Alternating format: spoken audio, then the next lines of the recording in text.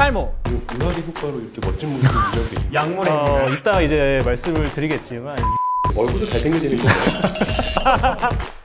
진작에 되셨으면. 그러니까요. 진작 먹었으면 좋았을 텐데.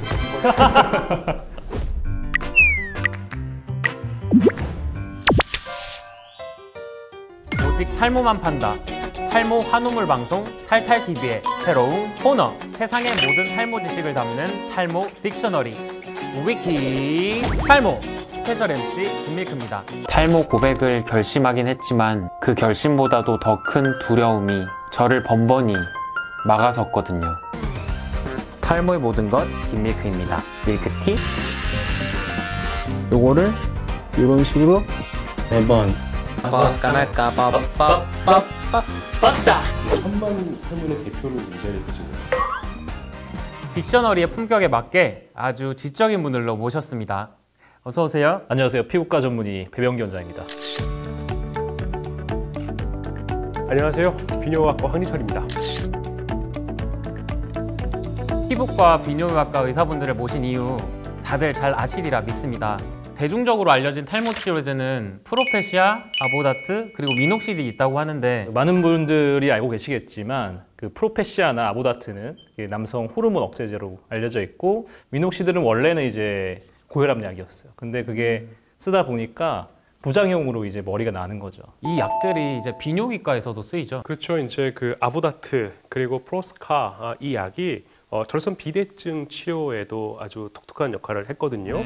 그러니까 탈모에 대한 적응증을 받기 이전에 절선 비대증 치료의 목적으로 오랫동안 사용되고 사랑받았던 약들이죠. 저는 이제 프로페시아 카피약하고 미녹시딜을 바르고 있는데 두 분 선생님께서도 혹시 탈모약을 드셔보신 적 있으신가요? 제가 지금 이제 30대 후반인데요. 저도 사실 피부과 이제 전공할 때부터 프로페시아를 이제 복용을 좀 시작했고, 그다음에 미녹시딜 같은 경우도 뭐 요즘에 쓰고 있습니다. 그 선생님 이게 지금 의학의 효과로 이렇게 멋진 모습을 유지하고 계십니다. 약물에 있는가요? 이따 이제 말씀을 드리겠지만 유지가 좀 되었다고 보는 게 좀 맞겠죠. 제가 탈모 인생은 이제 거의 10여 년 가까이 되는데 이제 탈모약 복용을 계속 망설이다가 먹은 지는 이제 5개월 정도밖에 안 됐거든요.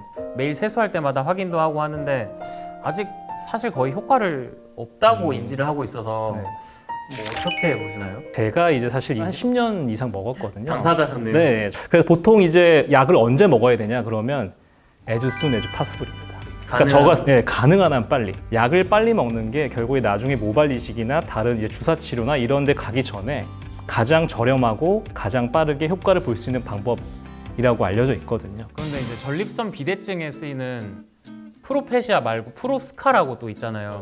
좀 더 저렴하다 보니까 잘라가지고 뭐 4등분, 5등분 해가지고 드시는 분들이 계신데 그러면 1mm로 딱 나온 프로페시아를 먹는 거랑 그걸 조각내서 하나를 먹는 거랑 효과를 어떻게 봐야 될까요? 사실 뭐 엄밀하게 말하면 거의 비슷할 겁니다. 근데 저거는 이제 비용 목적으로 저렇게 하실 거고요. 다만 이게 두 가지 측면이 있을 수가 있어요. 안전성과 효과 두 가지인데 효과 같은 경우는 잘랐을 때 어느 알은 좀 양이 많고 어느 알은 좀 양이 적을 수 있어요. 근데 그게 효과에 미칠 정도냐? 그러면 뭐 그건 아닐 수는 있겠죠.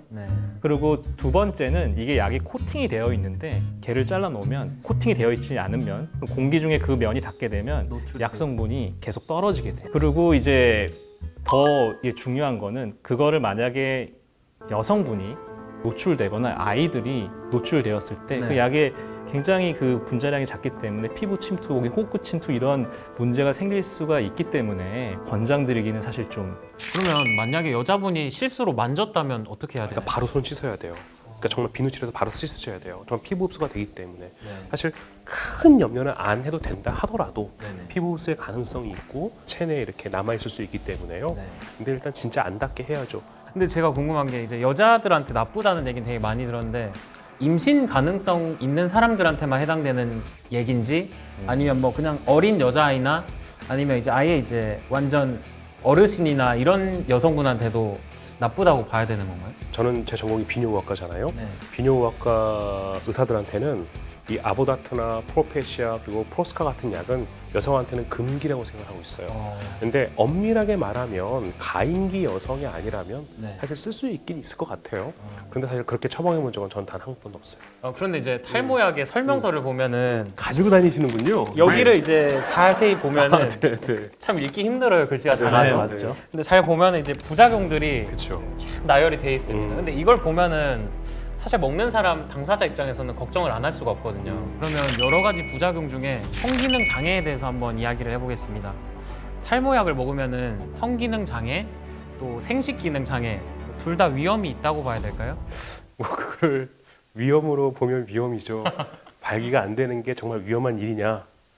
사정 장애가 있는 게 정말 위험한 일이냐? 근데 사실 발기부전이라고 하는 거는 남자한테는 큰 장애거든요. 내가 누군가를 사랑하고 이렇게 그런 순간에 내가 발기가 안 돼요. 큰 위축을 갖게 할 수 있죠. 사실상 엄밀히 말하면 자녀를 낳을 계획이 있는 분들한테는 사실 약을 쓰지 않는 게 더 유리해요.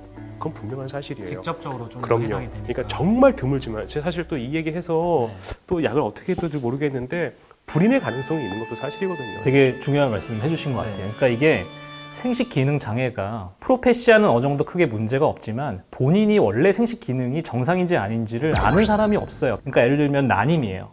1년 동안 그 결혼을 해서 아기를 가지려고 노력을 하는데도 아기가 생기지 않으면 그때부터 이제 불임이라고 생각하는데 그런 경우에는 당연히 이 약을 쓰시면 안 되겠죠. 당연해요.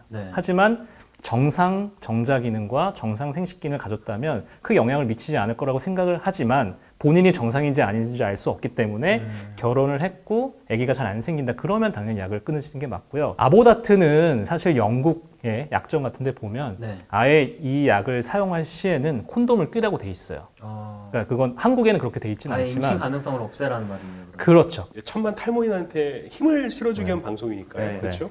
모든 가능성에 대한 얘기를 네. 지금 전문가로서 드리고 있는 겁니다. 저도 이제 아기 둘 아빠인데요. 갑자기 커밍아웃 하는 것 같은데 그러면은 선생님 그 자녀를 가지실 그 시기에는 안 드셨어요? 약 계속 먹고 있었어요, 저는. 아, 네네.